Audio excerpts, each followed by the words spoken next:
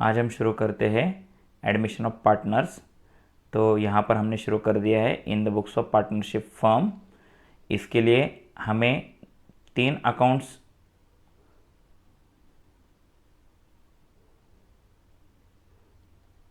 Hello friends, आज हम शुरू करेंगे एडमिशन ऑफ पार्टनर्स का एक एग्जाम्पल। एक हम पूरा सम देखेंगे, उसे समझेंगे और उसको ठीक से सॉल्व करेंगे। तो उसके लिए हमें बनाना पड़ता है in the books of partnership firm. हमें profit and loss adjustment account और पार्टनर्स कैपिटल अकाउंट, ये 2 अकाउंट हमें बनाने हैं। और फिर बैलेंस शीट जो है वो एक फाइनेंशियल स्टेटमेंट, वो भी हमें बनाना पड़ता है। यहाँ पर जो हम देख रहे हैं कैश अकाउंट और गुडविल अकाउंट, ये कंपलसरी नहीं है, ये एक जनरल अंडरस्टैंडिंग के लिए हमने बनाया है। बाकी एग्ज़ाम में सिर्फ profit and loss adjustment account, जिसे रिवैल्यूएशन अकाउंट भी कहा जाता है, तो वो एक बनाना होता है। पार्टनर्स कैपिटल अकाउंट बनाना होता है और बैलेंस शीट एक तैयार करना होता है। ठीक है, तो पहले तो अभी हम सम देखेंगे, उसको ठीक से समझेंगे और फिर हम सॉल्व करना शुरू करेंगे। देखो, हमारा जो सम है वो यहाँ पर है विक्रम एंड प्रज्ञा। ठीक है, विक्रम एंड प्रज्ञा ये दोनों पार्टनर्स है। Sharing the profit and losses in the ratio of 2:3 respectively, के 2:3 से क्या कर रहे हैं, अपना प्रॉफिट लॉस शेयर कर रहे हैं। विक्रम और प्रज्ञा जो क्या है वो ओल्ड पार्टनर्स हैं और वो 2:3 से क्या कर रहे हैं, अपने प्रॉफिट और लॉस शेयर कर रहे हैं। उनका जो बैलेंस शीट है वो 31 मार्च 2018 को कुछ यहाँ पे विद डिटेल्स दिया हुआ है। ठीक है, लेकिन यहाँ पर एक बात ये ध्यान रखना ज़रूरी है कि उन्होंने अवनी को एज ए न्यू पार्टनर उन्होंने एडमिट किया है। कब एडमिट किया है, 1 अप्रैल 2018 को। तो सबसे पहले हम ये डिटेल्स पूरी फिलअप कर लेंगे।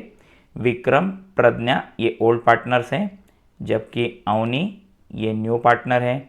इनका जो रेशो है वो है 2:3 रिस्पेक्टिवली।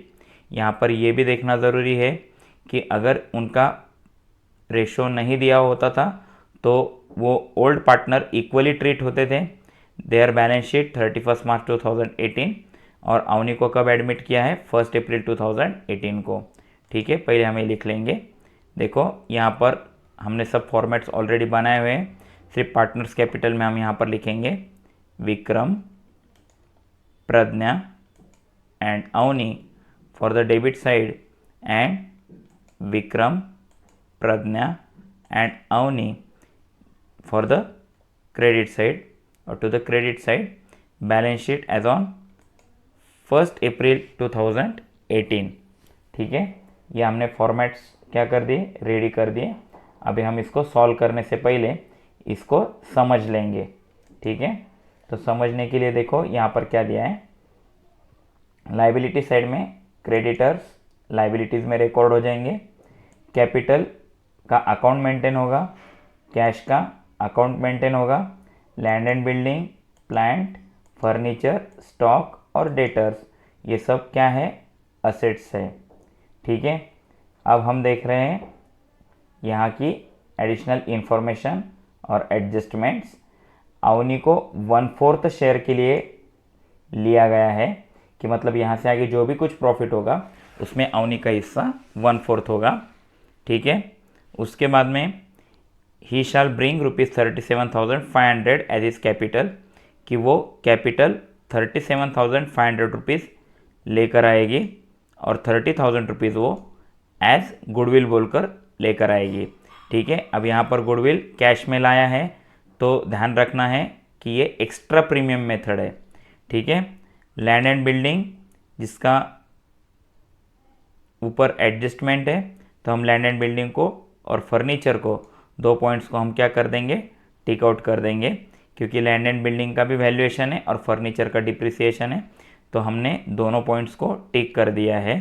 फिर है provision for bad and doubtful डेब्ट is to be maintained at 5% on sundry debtors, कि सन्ड्री डेटर्स के ऊपर 5% से हमें डाउटफुल डेब्ट मेंटेन करना है। तो सन्ड्री डेटर पर एक एडजस्टमेंट होने के कारण हम डेटर को भी एक टिक मार्क लगा देंगे। ठीक है, फिर है stock to be valued at ₹82,500, तो हम स्टॉक को भी एक टिक मार्क लगा देंगे। ठीक है, तो ध्यान में रखना है जिस जिस पॉइंट पर एडजस्टमेंट है हम सब ने उसके ऊपर टिक मार्क किया हुआ है। अभी हम इसको सॉल्व करना शुरू करते हैं। तो सबसे पहले हम शुरू करेंगे liability side, that is creditor है 1,05,000 और विक्रम प्रज्ञा का कैपिटल है 75,000 तो उसकी पोस्टिंग हम कर लेंगे। ठीक है, यहाँ पर है क्रेडिटर्स हैं 1,05,000, फिर है by balance brought down, Vikram का कैपिटल है 75,000 और प्रज्ञा का है 75,000। लाइबिलिटीज़ का क्रेडिट बैलेंस होता है इसलिए कैपिटल लाइबिलिटीज़ में होता है तो हम उसका क्रेडिट में ओपनिंग बैलेंस लिख देंगे। विक्रम का है 75,000 और प्रज्ञा का भी है 75,000। ठीक है, फिर उसके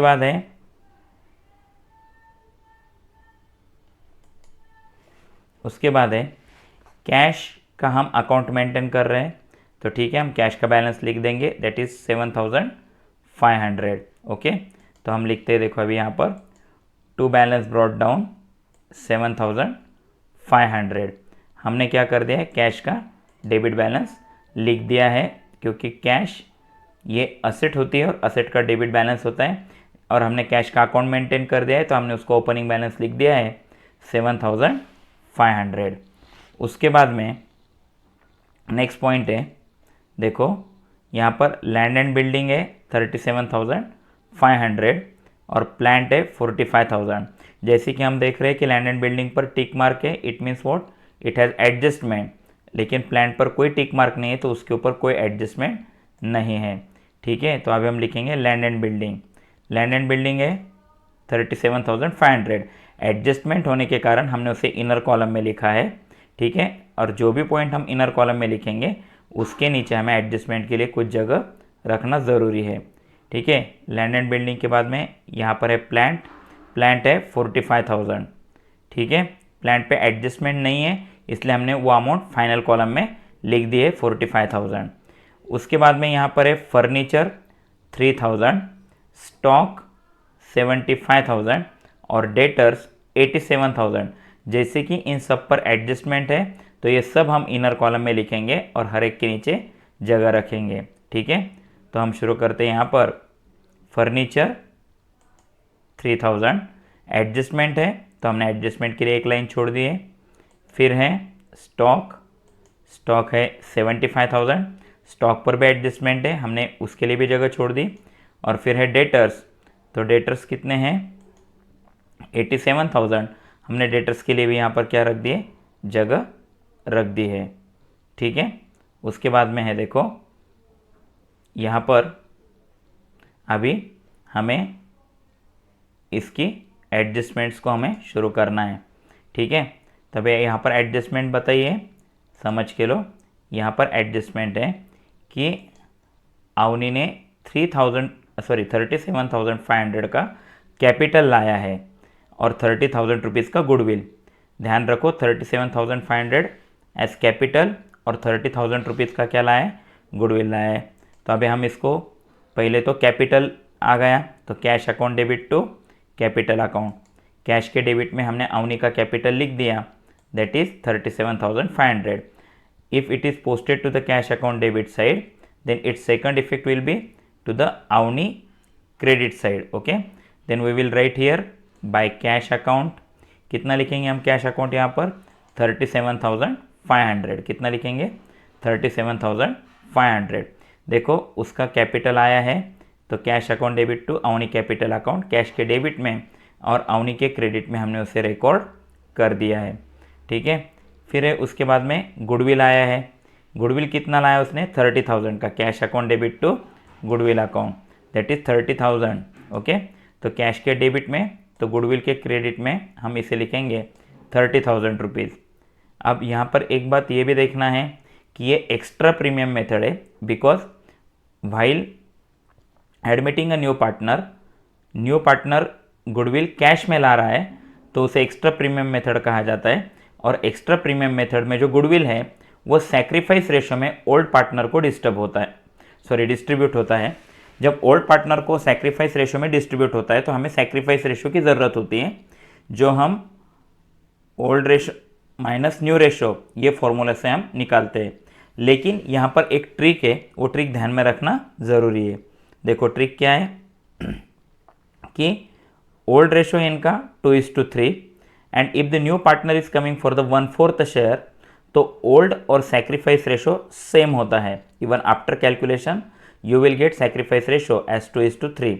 ये ध्यान में रखना है। If new partner is coming for the 1/4 share then sacrifice ratio is like old ratio only. तो इसके लिए हम गुडविल को ओल्ड रेशो से डिस्ट्रीब्यूट कर देंगे।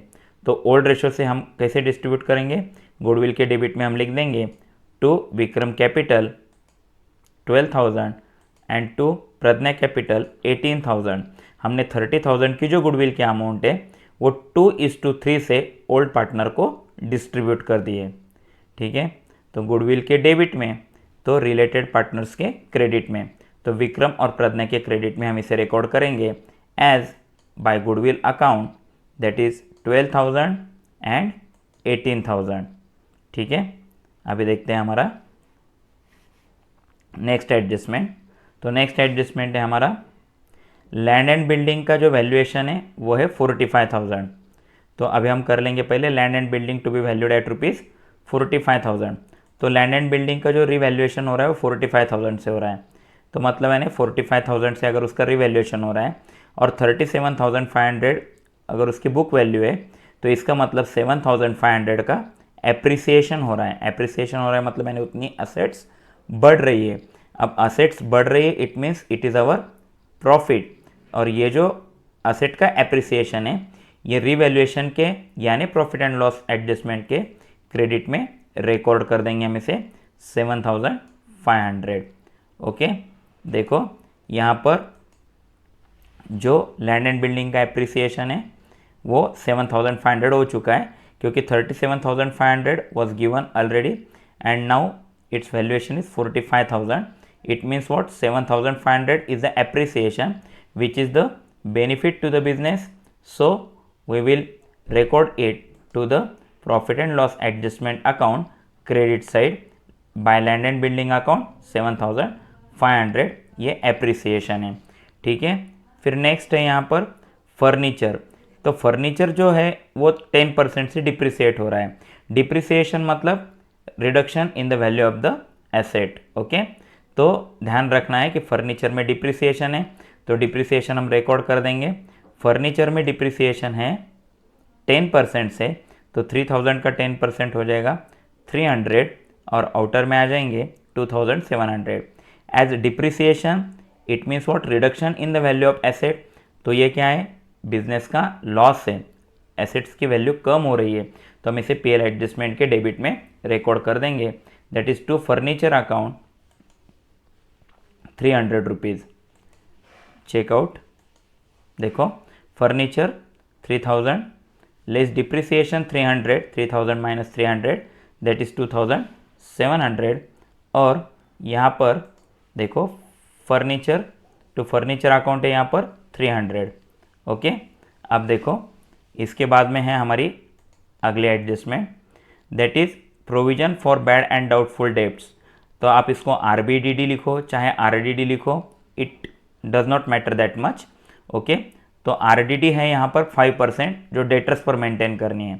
तो डेटर्स में से उतनी अमाउंट माइनस हो जाएगी बिकॉज इट इज़ डाउटफुल डेब्ट, कि वो डाउटफुल है। तो इसके लिए डेटर्स में से 5% अमाउंट क्या करना है? माइनस करना है।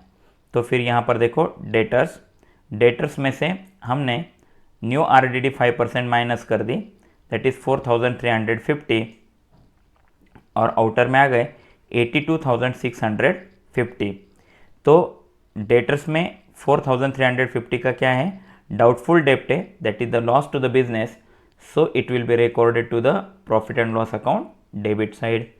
ओके, टू आरडीडी अकाउंट ये हो गया 4,350। देखो डेटर्स में से हमने आरडीडी माइनस कर दी है और फिर हमने प्रॉफिट एंड लॉस के डेबिट में उसे शो कर दिया है, profit and loss adjustment account. मैं फिर से एक बार बताना चाहूँगा, यहाँ पर profit and loss adjustment account या फिर रिवैल्यूएशन अकाउंट भी लिखा जाता है। तो तो उससे कोई इश्यू नहीं बनता, because both are the one and same. Okay, अब देखो नेक्स्ट एडजस्टमेंट।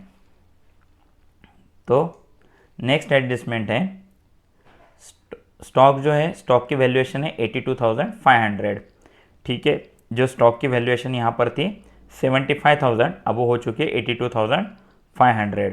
ओके, तो स्टॉक 75,000 से हमने रिकॉर्ड किया था, लेकिन अभी वो 82,500 का हो चुका है।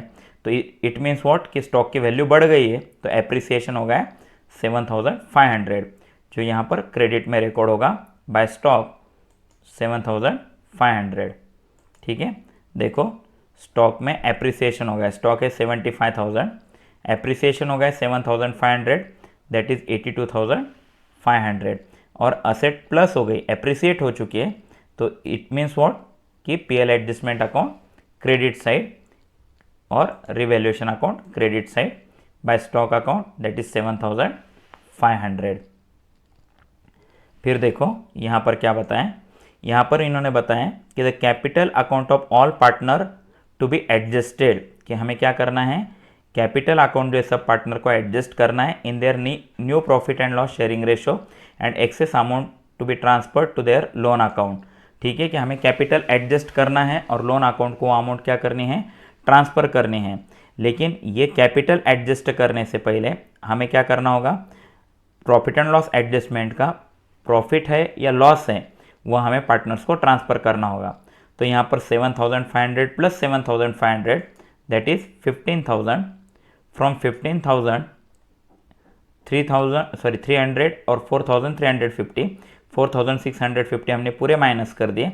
तो फिर पार्टनर्स कैपिटल अकाउंट में कितने 10,350 का प्रॉफिट क्या हो जाएगा, ट्रांसफ़र हो जाएगा।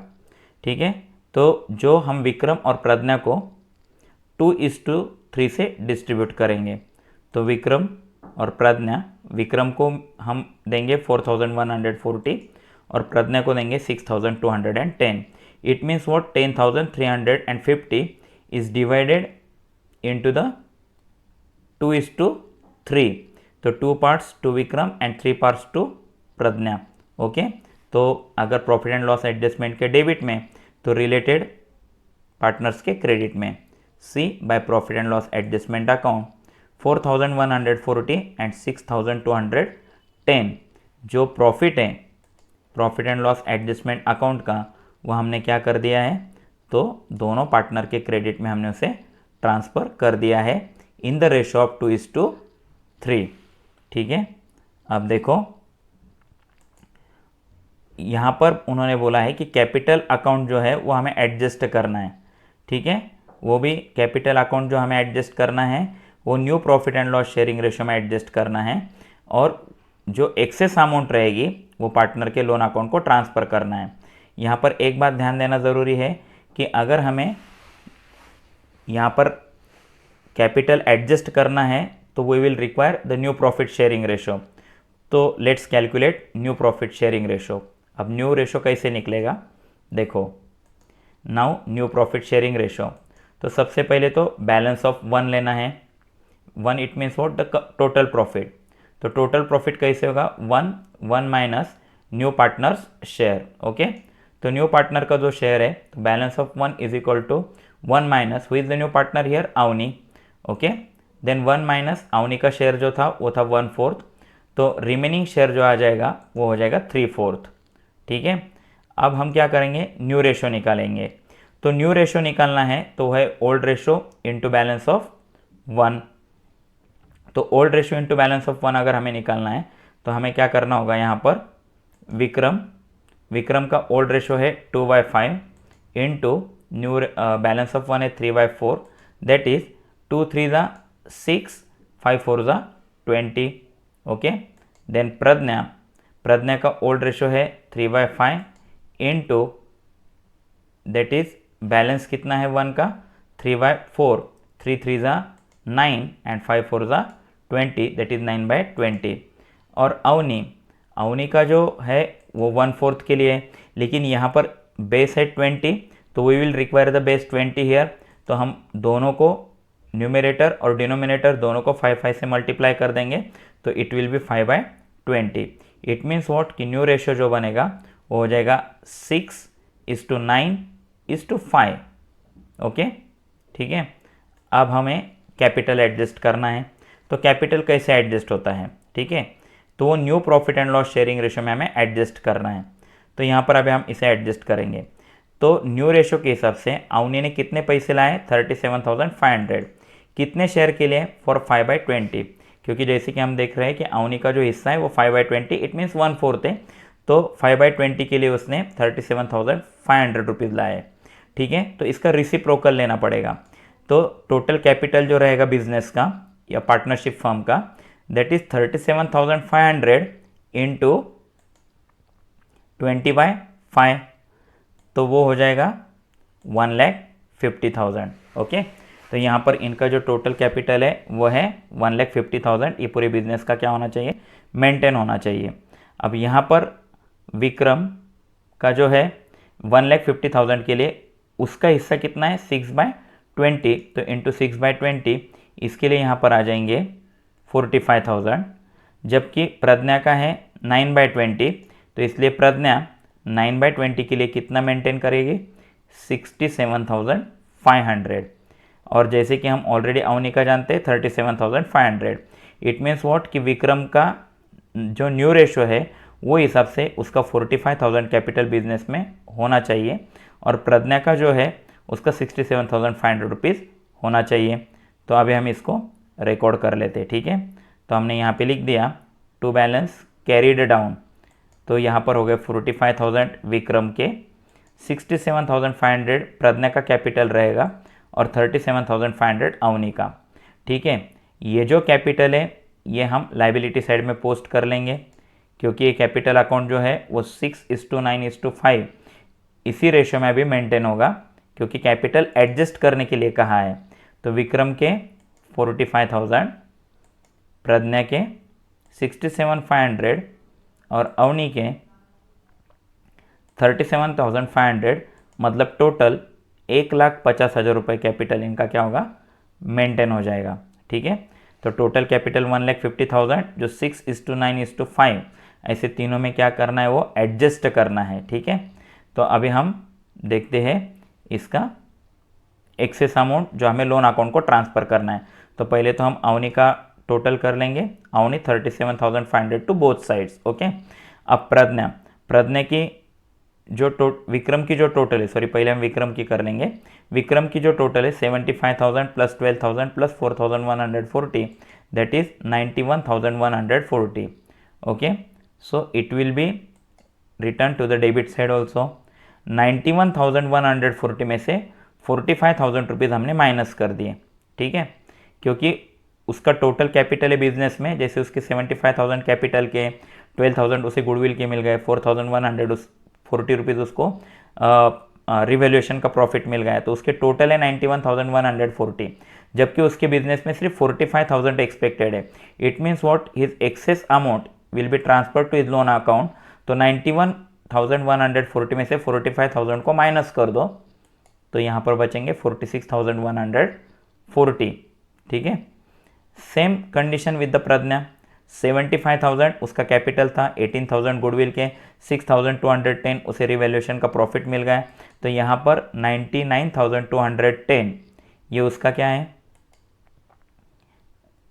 टोटल है। 99,210 में से उसने 67,500 ही मेंटेन करना है, तो इसलिए 31,710 जो उसके एक्स्ट्रा अमाउंट है बिजनेस में, it will be transfer to her loan account, क्योंकि हमें बताया गया है कि कैपिटल एडजस्ट करते समय जो भी उनकी एक्सेस अमाउंट होगी, मतलब आफ्टर एडजस्टिंग द कैपिटल जो भी उनकी एक्सेस अमाउंट होगी वो उनके लोन अकाउंट को ट्रांसफ़र करना है। और जैसे कि हम जानते हैं कि पार्टनर्स लोन, देखो यहाँ पर पार्टनर्स लोन अकाउंट जो लाइबिलिटीज़ में रिकॉर्ड हो जाएगा, विक्रम का है 46,140, ये जो एक्सेस अमाउंट है 46,140 की वो हम यहाँ पर रिकॉर्ड कर रहे हैं। प्रज्ञा की है 31,710, okay. So total partner loan will be 77,850। Now we are at the final stage of the balance sheet का हमें टैली करना है। तो बैलेंस शीट का टैली करने से पहले हमें कैश अकाउंट और गुडविल अकाउंट, ये दोनों अकाउंट क्लोज करने होंगे। तो गुडविल अकाउंट तो काफ़ी ईजी है, 30,000 to the credit side and 30,000 to the debit side, ये तो टैली हो गया। लेकिन कैश अकाउंट जो है हमारे पास में पहले थे 7,500, अवनी ने कैपिटल लाया 37,500 और गुडविल के आगे 30,000 जो अभी तक बिजनेस में ही है। इट मीन्स वॉट, हमारे पास में यानी पार्टनरशिप फर्म में अभी 75,000 रुपीज़ की कैश अवेलेबल है, और वो जो कैश होती है वो तुम्हारी क्या है, असेट है। इसलिए हम इसे असेट में यहाँ पर क्या कर देंगे, रिकॉर्ड कर देंगे, that is cash. And how much it is, 75,000। फिर हमें असेट्स और लाइबिलिटीज़ की टोटल करनी है। तो असेट्स की टोटल हो जाएगी 3,32,850 और लाइबिलिटीज़ की टोटल हो जाएगी दैट इज़ 3,32,850, और इस तरीके से ये टैली हो जाएगा। तो